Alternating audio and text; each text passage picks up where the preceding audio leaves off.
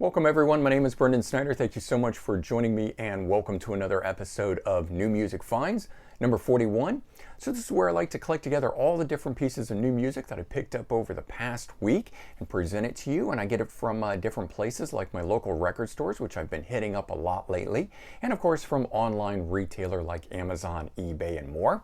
For this past week, I've got 27 new music finds to go through with you. It breaks down as 23 CDs, 2 cassettes, 1 box set, and 1 book. But before we dive into all of that, if you are new to my channel and haven't already hit the subscribe button, please click the button. Also leave a comment, hit like, all those things help support my channel. I would greatly appreciate it.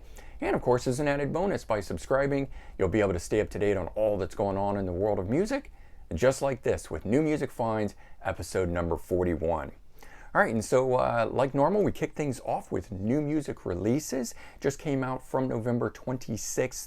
I've got 3 of them from Amazon. First one is Deep Purple, Turning to Crime, their 22nd studio album. It is an all covers album, which I think is why they call it Turning to Crime. It's like stealing the tracks, making it their own kind of thing. This album comes just 15 months after their last studio album of original material, Whoosh. So quickest back-to-back albums that they've done since probably the mid-70s. But good stuff nonetheless, and I have done a full review on it. If you want to check it out, I'm going to leave a link in the description below for it. All right, next one is Mark Stein, There's a Light, second solo album from the Vanilla Fudge keyboardist and vocalist. Really good stuff. Wasn't quite sure what to expect from it, but I really liked it. Kicked me off on a whole Vanilla Fudge kick, enjoying that, plus his previous solo album, White Magic. That's so interesting. If you are reading reviews about this, for whatever reason, they're calling this his debut solo album, which is not the case. He does have another one before this called White Magic. So don't know why that is, but I've noticed that in a lot of reviews, probably just a mistake in the press release. All right, the other new release, Black Label Society, Doom Crew Incorporated, 11th studio album, and again, really good. Of course, Zakk Wylde in the band and coming from Ozzy Osbourne. So if you've been catching up on all the Ozzy news on his latest upcoming new album that Zakk will be playing on, then like me, you're probably anticipating that highly. And so I was glad to get a hold of this and hear some of Zakk's amazing riffs, which he does really, really great on that album. Okay, and then November 26th was also Record Store Day. And so I picked up 2 things. Now, I didn't actually pick up vinyl, which of course is what Record Store Day is known for. I picked up things that were non-vinyl. Of course, that's me. I'm a CD guy. But I did pick up this, Aerosmith, The Road Starts Here, a cassette, obviously, as you can see. 7 tracks, 8 total if you count the intro on here, but a rehearsal tape from 1971. So pretty cool stuff there. That is supposed to be a Record Store Day first, which means it's supposed to get a wider release later on. Maybe it's going to be included in a box set. Who knows? We'll have to wait and see. The other one I picked up turned out to be really good, and I didn't even know it was coming out. Little Feat, Electric Lycanthrope live at Ultrasonic Studios 1974. Long title there for you. Rhino Records release, so I knew it was going to be good, but I did not know exactly what to expect. 11 tracks on this, so as I said, live in the studio, and again, you guys know I'm not a big live album fan, so it turned out to be better than expected. Only minor people in the crowd, you don't hear anything through the performances, so really good, like studio quality, but it's got that energy of the live performance in it. And then what I found out after reading the liner notes and things on it is that Little Feat later had an album that collected rarities, stuff like that, called Hoi Hoi, and the song The Fan was on there from this performance. And it's always been considered, you know, the best performance of that song. I didn't know much about it, but this is the entire show, and it was a radio station that would record these studio performances for broadcast. So they did a really good job on it. Don't know why it's never been released before. So glad Rhino got it out. Just great, great stuff. Okay, then another new release that tops off with holiday music. So this past week was Thanksgiving. That's when I kick off my official holiday and I start listening to Christmas music and things of that nature. So the first up, Paul Gilbert, 'Twas. So Mr. Big Guitarist putting out his own Christmas album here, holiday music album. Turned out to be really good. No vocals on it, all lead guitar. Interestingly, he writes 2 original songs. While there's no lead vocal on it, he did write lyrics for them, so you can read along the lyrics while you're listening to it and imagine someone singing it. Something different, I guess. The other one that I picked up a while back, just didn't open it until Thanksgiving, which is why I'm putting it in the New Music Finds category now. Steve Perry, The Season. Again, Christmas album. Good stuff here from, of course, the former Journey frontman. This one here is a very, very traditional sounding album with the orchestration and all that sort of stuff. But you've got the classic Steve Perry vocals over it, and so I actually enjoyed it far more than I thought I would. It's not a Journey sounding album. It is not a rock album. It doesn't sound like Steve Perry's solo, but it's got those amazing vocals on it, so good nonetheless. Then I picked up this, Rick Wakeman, Christmas Variations. It was actually an album that came out in 2000 and then got a re-release last year, 2020. That's the version that you see right there. And so I went ahead and picked up that re-release of it. And then this one here, wasn't expecting much from it, a Prog Rock Christmas 2019 release. And very, very good, featuring, of course, a whole host of prog rock musicians. We got John Davison of Yes, Billy Sherwood of Yes, Patrick Moraz, Yes, and Moody Blues, and then Jeff Downs, also of Yes, but of Asia, along with John Wetton of Asia, King Crimson, and then Steve Morse from Deep Purple, which is not necessarily a prog band, but definitely the improvisation and that sort of stuff going on there, so he can certainly be in here, and he does a great version of Carol of the Bells on here as well. All right, so that's Christmas music.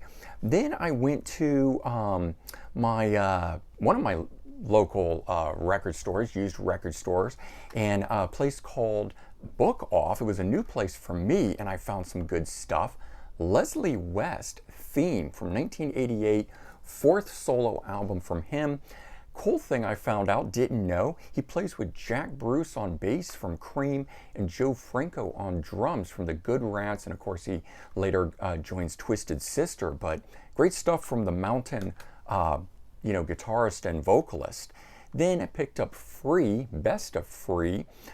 This one here, compilation of 12 tracks, originally coming out in 1972. I've never had a full Free collection. I have a couple Free albums, so it was nice to get a career-spanning thing from them. Then I picked up this, an out-of-print album. Rick Derringer, Guitar and Women, 1979, 6th solo album from him. He played with the McCoys, Edgar Winter, Johnny Winter, Steely Dan. Rick Derringer's been all over the place, also very famous in his own right for the song Rock and Roll Hoochie Coo as a solo artist, so this guy has a lot of fame behind him and whatnot. Great album though. All right, then I picked this one up, Saga, Heads and Tails from 1983. Not the reissue version, an original one, which I actually really like. 5th studio album, my favorite of all their albums. Never actually owned it. I had a live version of it performed in its entirety. That's what's always been kind of getting me through these years. I've been enjoying that. But I decided to finally pick up the original studio version of it and was not disappointed. Okay, then I picked this up with something a little different. Naked Eyes, the best of 1991 compilation, made up of their 2 studio albums, got 15 tracks. Of course, they had the big hit, Always Something There to Remind Me. But they had other ones that were really good and just good electronic, new wave 80s sounding stuff. And then I picked up another compilation, but a different kind, various artists. This one called Hot and Heavy. It's got 10 tracks on it. Godzilla by Blue Oyster Cult. They got Ted Nugent, Edgar Winter Group on here with Frankenstein, Kansas, Europe, Mountain, Boston. So just a whole bunch of good ones. Just a great cover too. $5, something I can throw on. It's like listening to the radio, but better because it doesn't have all the commercials and everything in it.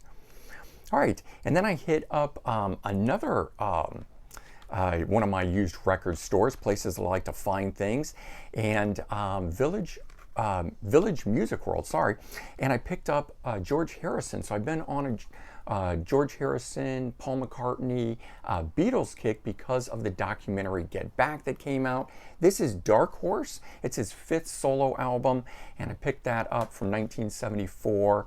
Also found this, a Glenn Frey, Strange Weather from 1992, 4th solo album from the Eagles vocalist and guitarist. Out of print, again, don't know why these albums are out of print. The stuff is so good.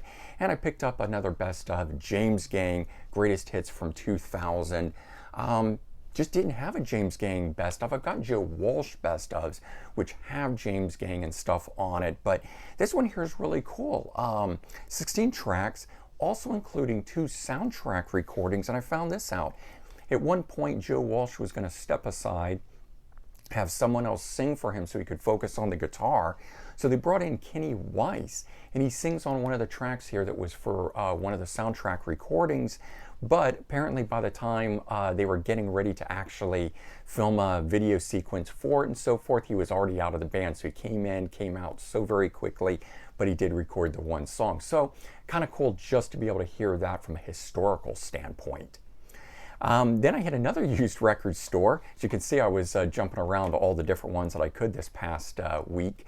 And went to Generation Records and found this, a cassette. It was used, but it's from the Guardians of the Galaxy movie, Awesome Music Volume 1. Replica, but obviously has the real music, and it's got all that cool 70s music from the movie and so forth that came out back in 2014. So cool soundtrack, but also cool to get it as a piece of music memorabilia. Okay, then I ordered some stuff off of Amazon. Along with all of this, I had stuff being delivered to me. And the first one, again, continuing on that thing from being in the Beatles and Get Back and on that whole kick. Paul McCartney, McCartney 2, so technically 2nd solo album. This one was incorporating what was going on in the early 80s sound there, the electronic sounds and things of that nature. This is another one of the albums where he plays all the instruments himself on here. It's one of those albums too that didn't get a lot of respect at the time and has been looked on a little bit better as the years have gone on. It was the last McCartney album that I didn't have in my collection, so I've now actually completed the entire Paul McCartney Wings collection there. And then picked up a bunch of George Harrison releases. This one here, Living in the Material World from 1973, 4th solo album. Like these reissues, even though they are in the digipacks, they're very nicely done. They have individual sleeves that hold the discs in them, booklets and so forth. This one here, Extra Texture, 1975, 6th solo album. And see if it can come through on there, if you can see it. There you go. You can see the raised texture on the booklet itself. So very cool. Little something extra. If you're going to get cardboard packaging, it's nice when it's got something like that that makes it different than the jewel case. And then Somewhere in England, 1981 release, 9th solo album from him at the time. So building up on all of those. And then still got more here. Went to my local Barnes & Nobles. Not really a record store, but it is where music is. So of course I hit that up when I'm there, and I picked up 4 things. And the big one being the new Let It Be 2 CD set. As I said, listening to the Get Back documentary that was made about the recording of this album. So I picked that up, but also picked up the box set of it as well. 6 discs in this thing. And of course it's got the album, and it's got 2 discs of rarities and outtakes. This has a single disc that does a selections of from it. The reason I picked this up here is that it's got the Get Back mix of the album itself that Glenn Johns did, their engineer for it. And so he originally put together a sequence of tracks from the recording sessions that's different than what appeared on the album, and different takes, and edited it differently and so forth. And that never got used while they were waiting for the documentary that became Let It Be, the original one before this documentary. That one got scrapped, and then they brought in Phil Spector to add orchestration, do some other things to it. It got resequenced, different takes were selected, and ultimately that became this album here. But you get the original version of it in this. So I had to pick this up for that reason. You also get the Let It Be EP, which has some different mixes from Glyn Johns. And then there is a Blu-ray in here with the album on it and, Dolby Atmos sound and so forth and stuff like that. The book in here, though, really, really excellent as well. And then while I was there, I also picked up a music book, this one here, Paul McCartney, which is the stories behind the songs. So this one here's got album by album, and then it's got a selection of the tracks in here with the songs being explained, the stories behind them.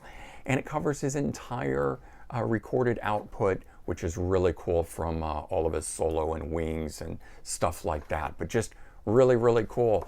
I wouldn't normally have thought I would have enjoyed something like that, but I cracked it open and it just kind of flowed the way that it read and was fun. And since I was on such a big Beatles kick, I thought, why not have something to read while I'm listening to everything? And then I topped off with another Beatles album. Again, here's one I never thought I'd be picking up, Magical Mystery Tour from 1967. I never picked up those soundtrack recordings that they did from those kind of silly movies, but when I got into a little more reading up and information on the band and whatnot, I realized there's 6 songs on here from the movie that aren't on other albums.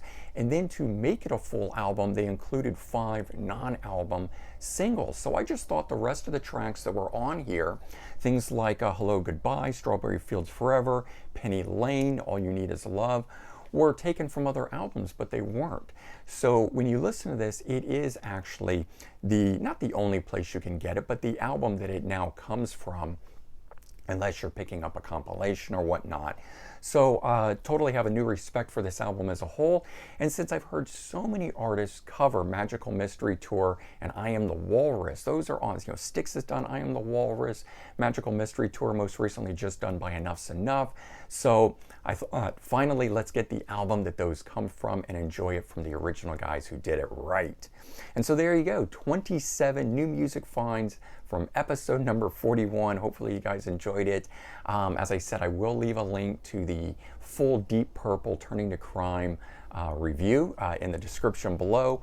And I filmed a experience video going through Bookoff, which is where I picked up some of this stuff from. If you want to see that experience of me going through all this stuff, I'll leave a link in the description for that as well. All right, and certainly check back every Wednesday for new episodes of New Music Fine. Again, hope you guys enjoyed this. Take care and have a good day. Bye-bye, everyone.